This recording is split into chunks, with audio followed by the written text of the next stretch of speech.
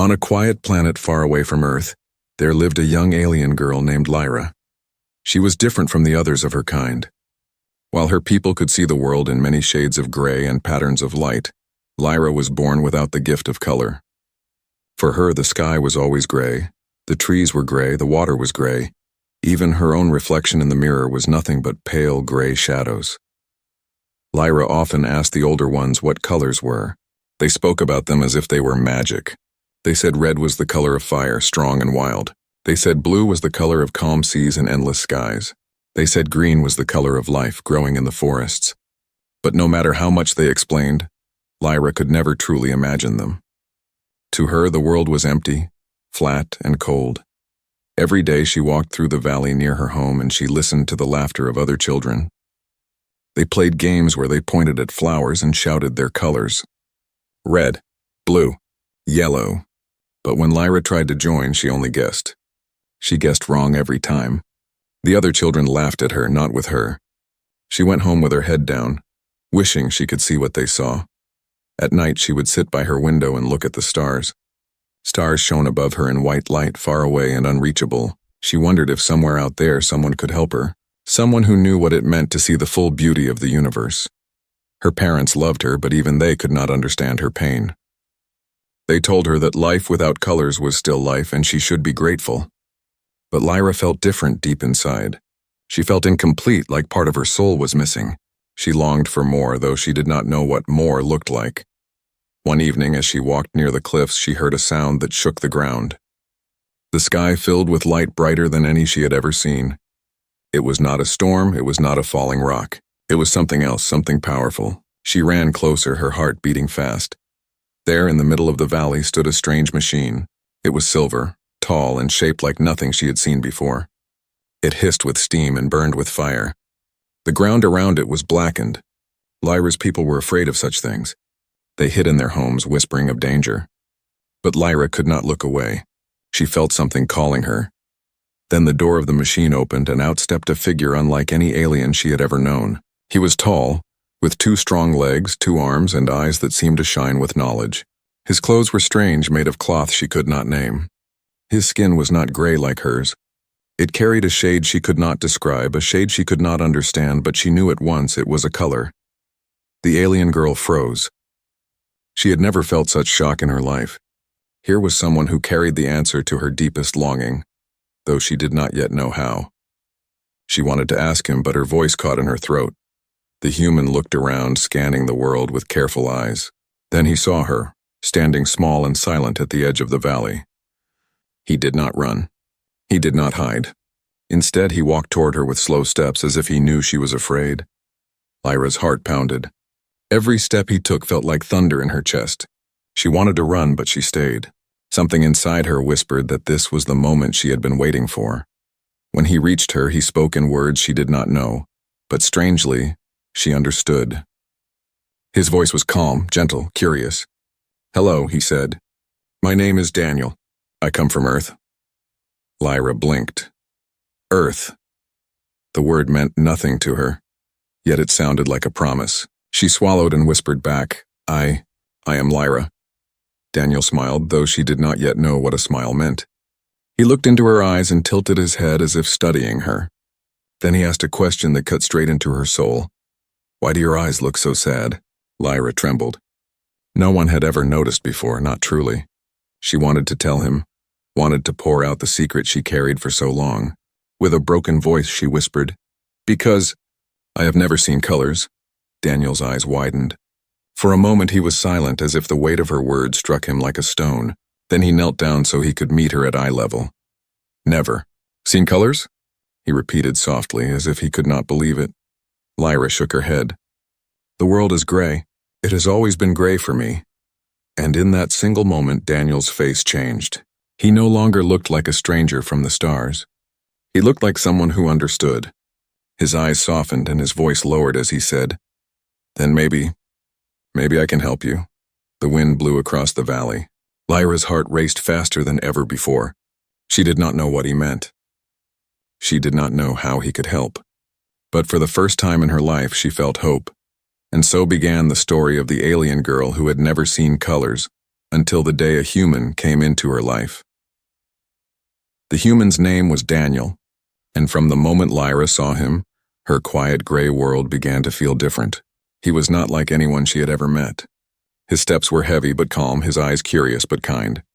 Every movement of his body carried purpose, as if he was not just walking on her planet but listening to it, learning from it. Lyra stood frozen near the edge of the valley, her thin hands clenched at her sides.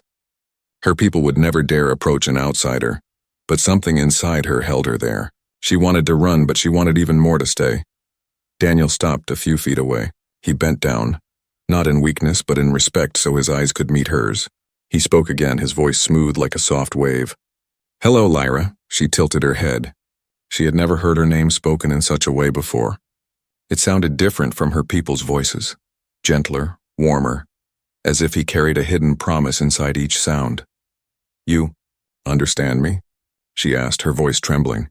Daniel nodded. "Yes, I have a translator." He touched a small device on his chest that blinked with faint light. "It helps me understand your language, and it helps you understand mine." Lyra's wide gray eyes blinked in surprise. A device that could bridge two worlds with words. Already this human was a mystery. For a moment there was silence between them. Only the wind moved, carrying dust across the valley. Lyra finally whispered, "Why are you here?" Daniel glanced back at the silver ship that rested behind him, its strange frame still glowing from heat. He let out a slow breath. "I came to study the stars. I came to learn, but maybe I was also meant to meet you." Her chest tightened at his words. No one had ever said something like that to her before. She almost wanted to believe him, almost, but doubt still lived inside her. She lowered her eyes and whispered, "You should not speak with me, my people. They will not like it." Daniel's brows drew together, not in anger, but in concern. "Why not?" Lyra hesitated. She wanted to tell him the truth. She wanted to say, "Because I am broken, because I cannot see the colors they see," but shame held her tongue. She turned away, looking toward the gray mountains. "Because I am different," she finally said. Daniel studied her face as if he could see past her words, as if he could read the pain hiding behind them. His voice lowered, almost a whisper. "Different is not bad. Sometimes different is beautiful." Lyra's heart skipped. No one had ever called her beautiful, not even in a hidden, secret way. Her people only called her strange, incomplete. She lifted her eyes to him, searching his face for a lie, but she found none. His eyes carried only truth, and then Daniel noticed something. He leaned closer, studying her eyes carefully. "Your pupils," he said softly. "They're not like the others I saw when I landed. They don't react to the light." Lyra stepped back quickly, fear rushing into her chest. "Do not look at me that way," she said, her voice shaking. Daniel did not move closer. He stayed still, calm, patient. His words were careful, as if he knew her fear. "Lyra," he said gently, "tell me, what do you see when you look at the world?" Her lips pressed tight. Her heart raced. No one had ever asked her this directly before. No one wanted to know. But this human, he wanted to hear. Finally, with a trembling breath, she spoke. "I see nothing but gray. The sky, the trees, the rivers, the people. All gray. All my life." The words hung in the air like a secret finally released. For the first time, she had spoken her truth to someone who might understand. Daniel's eyes softened. His face showed no judgment, only sadness and thought. Slowly, he whispered, "You have never seen color?" Lyra shook her head, her voice breaking. "Never." For a long moment, Daniel was silent. He looked up at the sky, then back at her, as if measuring the weight of the universe in his mind. At last, he said, "Then maybe it is time you do." Lyra blinked, not understanding. "What do you mean?" He straightened his back, a small light of determination sparking in his eyes. "On my world, Earth, we have many tools. We have ways to change how eyes see. I don't know if it will work for you, but I can try. I can build something that may help you see colors."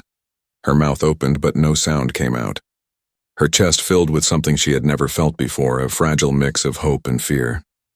"You would do that for me?" she whispered. Daniel smiled, not wide, but soft and sure. "Yes, because no one should live without seeing the beauty of their world." Lyra turned her face toward the valley, her heart racing. She wanted to believe him, but doubt still clung to her. She had lived her whole life in gray. Could this stranger from the stars truly change that? The evening light dimmed as the sun set, and shadows stretched across the ground. Daniel glanced back at his ship and then to Lyra. His voice carried quiet certainty. "Tomorrow," he said. "Come back here. Let me try. Let me give you what you have never known." Lyra's fingers tightened together. She did not know if this was a dream or a trick or the beginning of something impossible. But when she looked into his eyes, she felt no lie. She felt only truth. She nodded just once. And for the first time in her life, the gray world did not feel so heavy. The next morning, the valley was quiet, wrapped in the cool mist of dawn. Lyra stood at the edge of the cliffs, her heart beating fast. Part of her wanted to run back home, to forget about the strange human who promised her something she had never dared to dream. But another part of her, stronger, louder, pulled her forward. She walked down into the valley, each step heavy with both fear and hope. Daniel was already there. He stood outside his silver ship, surrounded by strange objects spread out across the ground. Tools of many shapes glimmered in the pale light, their edges sharp, their surfaces glowing faintly. Some hummed with energy. Others gave off tiny sparks of blue fire. Lyra had never seen anything like them before. She stopped a few feet away, her eyes wide. "What are you doing?" she asked carefully. Daniel looked up, his face breaking into a calm smile. "I'm working," he said. "I'm building something for you." Her hands tightened at her sides. "For me," he nodded. "Yes, to help your eyes. To help you see colors." Lyra's breath caught. The words sounded like magic, too good to be real. She stepped closer, curiosity stronger than fear. The tools on the ground frightened her, but Daniel himself did not. His presence felt steady, safe. She watched as he picked up a thin rod of metal. With a flick of his hand, it bent and twisted like soft clay. He placed it into a small box that glowed with bright light. Moments later, he pulled it out, now shaped like part of a circle. Lyra gasped softly. "How did you do that?" Daniel chuckled lightly. "On Earth, we call this a 3D printer. It can shape material into anything I design. Slowly, piece by piece, I'm making something for you." She tilted her head, still amazed. "And this will make me see colors?" "Not by itself," he said. He pointed at the half-circle piece in his hand. "This is only the frame. I still need lenses, special glass that can change how your eyes read light. It will take time, but I will build it." Lyra lowered herself onto a rock nearby, her eyes never leaving him. She had never seen someone work with such focus. His hands moved quickly but carefully, his eyes narrowed with thought. Every sound, the hiss of steam, the hum of his machine, the spark of his tools, echoed in her chest like music. As hours passed, Daniel barely looked up. He connected wires, shaped glass, polished lenses until they shone. Lyra noticed sweat on his forehead, the dirt on his hands, the way his shoulders tightened with effort. Yet he never stopped, never complained. Finally, unable to stay silent, she asked, "Why are you doing this for me?" "You don't even know me."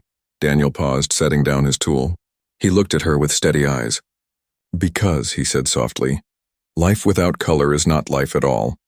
I can't imagine living in a world without it. And if I can give that to you, even just once, I have to try." Lyra's chest tightened. She had never heard such words before. Her own people had told her to accept her fate, to live quietly with her weakness. But this human, a stranger from another world, spoke as if her happiness mattered. She lowered her gaze, her voice barely a whisper. "No one has ever cared like this." Daniel's expression softened. "Then let me be the first." The valley grew quiet again, broken only by the sounds of his work. Lyra sat there for what felt like hours, watching, thinking, feeling something strange bloom inside her chest. It was not fear, it was not sadness, it was warmth. As the sun dipped lower in the sky, Daniel finally lifted the object he had been working on. It looked simple but beautiful. 2 clear lenses held inside a shining frame. The lenses glowed faintly with hidden energy. Lyra's breath caught. "What is it?" Daniel smiled. "Glasses," he said. "On Earth, we use them to help people see better. These ones are different. I built them for you. If they work, they will let you see what you have never seen before." Lyra's heart pounded so loudly she thought he could hear it. Her eyes locked on the glasses, trembling with both fear and longing. Daniel stepped closer, holding them out carefully as if they were made of light itself. His voice was calm but carried deep meaning. "Lyra, are you ready?" She froze. Every part of her wanted to scream yes, but another part whispered no. What if it failed? What if she hoped too much only to be broken again? Her hands shook as she reached out, then pulled back. What if it doesn't work? She whispered. Daniel met her gaze, his voice firm but kind. Then I will try again. And again. Until it does. For a long moment she stared at him, unable to speak. His eyes carried no doubt, no hesitation. Only determination. Slowly she reached out her trembling hands and touched the glasses. They were warm, almost alive. She held them close to her chest, her heart racing. She had no words, no strength to ask more questions. All she knew was that tomorrow her world might change forever. The sky darkened, stars glowing above. Daniel began to pack his tools, but Lyra sat still, holding the glasses as if they were a fragile dream. In her mind, she whispered the word she had never understood before. Color. And for the first time in her life, she believed she might soon know what it meant. The next day, the valley was filled with soft morning light. The mist had lifted and the air felt fresh, as if the world itself was waiting for something to happen. Lyra walked slowly, her thin hands pressed against her chest, holding the strange glasses Daniel had built for her. Every step made her heart beat faster. She had barely slept the night before. All night she stared at the glasses, turning them over in her hands, afraid to break them, afraid of what they meant. She wanted to believe, but doubt gnawed at her. Could something so small truly change her world? Could it give her the colors she had only heard about in whispers and stories? When she reached the valley, Daniel was already waiting. His ship stood behind him like a silver giant, quiet now, as if it too was holding its breath. Daniel's eyes lit up when he saw her. You came, he said softly. Lyra nodded, though her throat felt tight. She stepped closer, clutching the glasses as if they were part of her heart. Daniel noticed her trembling hands. He gave her a gentle smile. Don't be afraid. If it doesn't work, I will fix it. But if it does, you'll never see the world the same again. His words made her chest tighten. She wanted to trust him, yet fear whispered in her ear.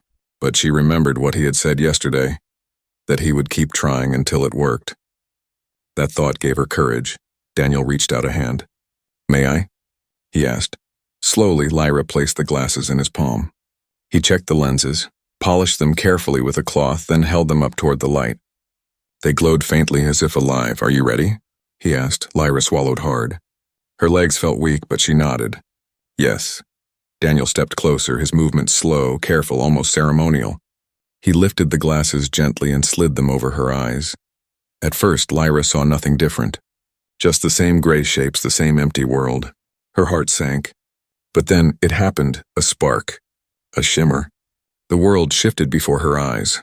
The sky above was no longer gray. It exploded into endless blue, deeper and brighter than anything she could have imagined. The grass around her glowed with green, alive and rich. Flowers that once looked dull now burned with brilliant reds, yellows, purples.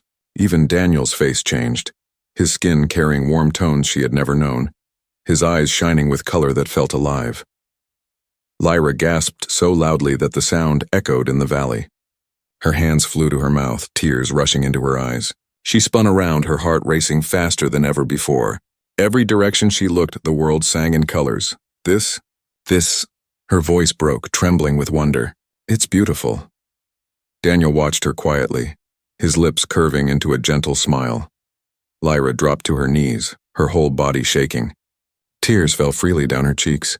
She had cried before, in sadness and loneliness, but never like this. These were tears of joy, of wonder, of finally being whole. I can see it, she whispered through her sobs. I can see colors. She touched the grass, staring at the green that glowed between her fingers. She picked up a flower, gasping at the fiery red of its petals. She lifted her eyes to the sky, laughing and crying at once. Daniel knelt beside her, resting a steady hand on her shoulder. Now you see what I see, he said softly. Lyra turned to him, her eyes wide, shimmering with both tears and light. Why? She asked in a broken voice. Why would you give this to me? Daniel's gaze was calm, but his voice carried deep meaning. Because no one should live in darkness when there is light. No one should live in gray when there are colors waiting to be seen. Lyra shook her head, overwhelmed. She pressed her hand to her chest.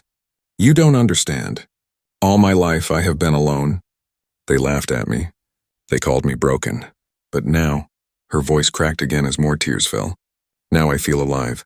For the first time I feel alive. Daniel's smile widened, though his eyes softened with emotion. That was all I wanted, for you to feel alive. For a long time, Lyra said nothing. She just stared at the world, her breath uneven, her heart overflowing. Every color carried a feeling she had never known. Red burned with passion, blue soothed her soul, green filled her with calm. Each shade told a story her eyes had never read before. But then slowly a shadow of doubt crept into her joy. She looked down at the glasses resting on her face. What if they take this away? She whispered. Daniel frowned slightly. Who? My people, she said. Her voice trembled again. They fear change. They fear anything new. If they see this, they will not understand. They will try to break it. Daniel was silent for a moment, then his eyes hardened with quiet determination. Then we won't let them.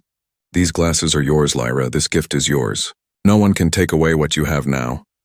His words gave her strength, but still fear lingered at the edges of her heart. She touched the frames of the glasses, holding them tight. She did not want to lose this.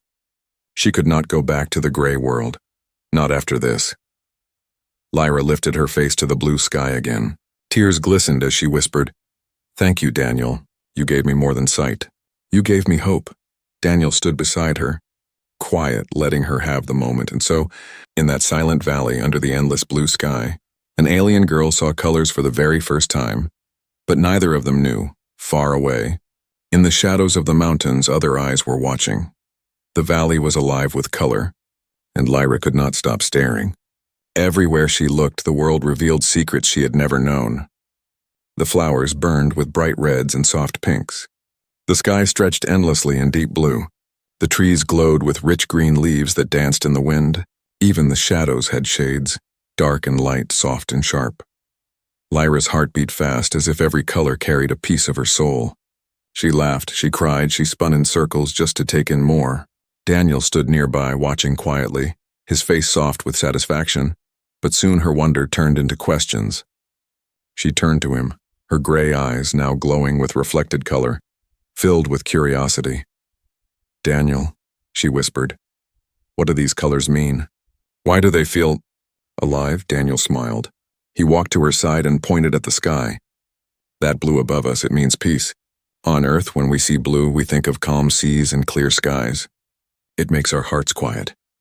Lyra tilted her head back, staring at the vast blue. She closed her eyes for a moment, and yes, she felt it. The peace, the calm, like the world was breathing slowly around her. Daniel bent down and picked a flower with crimson petals. He held it out to her. This is red. It is the color of fire, the color of blood. On my world, red means passion, energy, sometimes danger. It makes us feel alive, but it also warns us. Lyra touched the petals with trembling fingers. A warmth spread through her, deep and fierce. She pressed the flower to her chest, feeling its fire echo inside her heart. Then Daniel pointed to the grass beneath their feet. Green, it is the color of life. On Earth, when we see green, we think of growing forests, fresh air, health, hope. Lyra knelt down and ran her hands through the blades of grass. She felt it instantly, the sense of growth, of life continuing forever. For the first time, she understood why her people called the forest sacred. She looked at Daniel, her eyes wide with amazement. Every color carries a story, he nodded. Yes, colors are not only what we see, they are what we feel. Lyra's hands shook as she pressed the flower to her face, tears rising again. All my life I thought the world was empty. I thought I was broken. But now I see there was more. So much more. Daniel placed a hand gently on her shoulder. You were never broken, Lyra. You only needed the right key to unlock what was already inside you. Her breath caught. His words struck her heart with warmth she had never known. She lowered her gaze, whispering, You gave me that key. For a long moment, silence filled the valley, but it was not an empty silence. It was full of colors, full of meaning, full of life. Lyra felt as if her entire world had been born again. But as the hours passed, she began to notice something strange. When she turned toward the cliffs, she felt a shadow of unease. She had seen only joy and wonder in these new colors, but in the distance she thought she saw movement. Dark shapes against the rocks. She blinked and looked again, but the shapes were gone. Still, fear stirred inside her. Daniel, she whispered, what if my people find out? Daniel looked at her seriously. Do you want to keep this a secret? She hesitated. Part of her wanted to run to her people, to show them the blue sky, the red flowers, the green grass, to tell them the world was more than gray. But another part of her knew the truth. They feared change. They feared anything different. And she was already the girl they called broken. Her voice trembled. They will not understand. They will try to take it from me. Daniel studied her face, his eyes filled with quiet strength. Then we protect it. No one can take away what you feel inside. Even if they destroy the glasses, you will always remember this day. You will always know what colors are. Her chest tightened. She touched the glasses on her face, holding them as if they were part of her very soul. She could not imagine returning to the gray world, not after this. I don't want to lose it, she whispered. You won't, Daniel said firmly. Not while I'm here. Lyra looked at him, her tears shining with the reflection of the sky. Why do you care so much? Why me? Daniel's eyes softened. Because on Earth we have a saying. We are only human when we help others see the beauty they cannot see themselves. When I met you, I saw sadness in your eyes. I couldn't ignore it. I had to try. Her heart ached with a strange warmth. For so long she had lived with emptiness, believing no one could ever understand. But this human from the stars had given her a gift greater than she could have dreamed. Lyra turned back to the valley, her voice trembling with emotion. Daniel, the colors, they are not only outside, they are inside me now. I feel them. I feel alive, Daniel smiled gently. That is what colors do. They remind us that life is more than survival. Life is meant to be seen, felt, celebrated. Lyra breathed deeply, the scent of the red flower filling her senses. She closed her eyes, holding the moment in her heart. But just as peace washed over her, a faint sound reached her ears. The sound of footsteps, heavy, close. She turned quickly, her body tense. Daniel followed her gaze, his expression hardening. From the shadows of the cliffs, figures began to appear, tall, gray, and familiar. Lyra's people, and on their faces was not wonder but anger. The figures that emerged from the cliffs carried no warmth in their eyes. Their tall gray forms blended with the rocks, but their faces were sharp with anger. They moved in silence, their heavy steps echoing in the valley. Lyra froze, her heart racing. She knew these shapes too well. They were elders of her people. The leader, an old alien with deep lines on his face, stepped forward. His voice was hard and cold. Lyra, what is this? Lyra's breath caught in her throat. Her hands flew to the glasses on her face, holding them tight as if they might vanish. She wanted to speak, but fear stole her words. The elder's eyes narrowed on Daniel, standing tall beside her. And you, stranger, you bring danger to our world. You bring corruption. Daniel didn't flinch. His voice was calm but strong. I brought no harm. I only gave her a gift, sight she never had. The elder's lip curled in disgust. A gift? No, you gave her poison. Our world was made to be gray. That is how it has always been. That is how it must remain. Colors are chaos. They bring madness. Lyra shook her head quickly, tears filling her eyes. No, that is not true. Colors are beautiful. They bring life, not madness. The elder's gaze turned sharp on her. Child, you were always different, broken. Now this human has filled your head with lies. The words cut into her like a knife, but this time she did not lower her head. She stepped forward, her voice shaking but clear. I am not broken. I was only blind. Now I can see. The other elders murmured angrily, their voices like distant thunder. Daniel placed a hand gently on Lyra's shoulder, steadying her. The leader pointed at the glasses. Remove them. Destroy them. This is forbidden. Lyra's breath quickened. She clutched the glasses tighter, shaking her head. No, please don't take them. You don't understand, there is beauty here, look. She reached out a trembling hand toward the flowers, the sky, the grass. Everything is alive. Please, just look once. See what I see? But the elders turned their faces away, as if the colors themselves were poison to their eyes. The leader raised his voice. Enough. Hand them over, Lyra, or we will take them by force. Daniel stepped between them and Lyra, his eyes cold and steady. You will not touch her. The valley went silent. The human and the aliens stood locked in a tense standoff, the air heavy with unspoken war.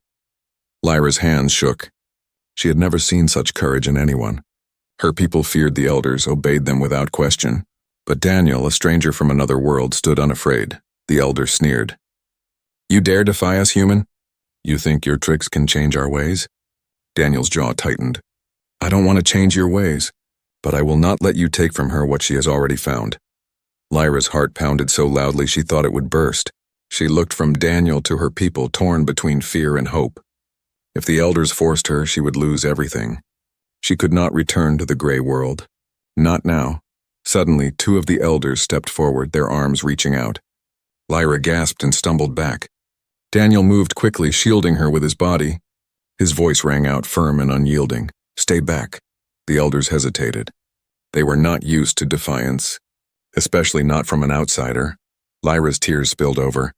Her voice cracked as she cried out, "Please, don't do this." "I finally see what I was meant to see.